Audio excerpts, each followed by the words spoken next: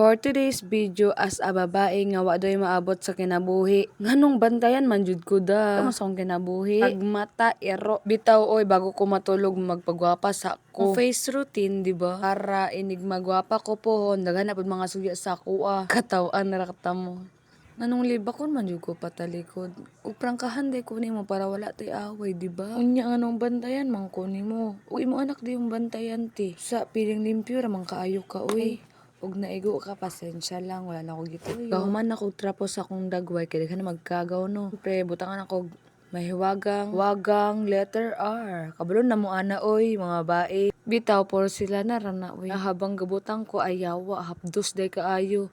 Tiis ganda tayo. Uy, magpagwapa jud ko, ngano di ay? Ug magpagwapa na sad ko, hanap mga suya, tabang. Guys, ambot sa kalibutan, ngano maniman. Balik-balik jud ako siya pahid sa kong dagway para effect jud siya. Murag sama lang jud sa imong silingan nga. Taman, itel na nako.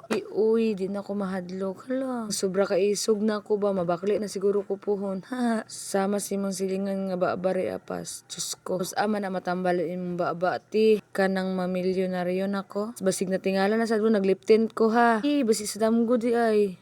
Mugwapar ako. Mao na to, i-pass forward na ako ni. Mao na to, nag-ilis din ko. Alangan, mag-video pa ko mag-ilis ko. Kita pala niyo akong bilat. Bad, bitaw ka, pakit ko no matulog. So yan lang mga marites, akong libutan. Lukon ta mo, tadamguhon ko ninyo kung sa ko kagwapa. Bye-bye!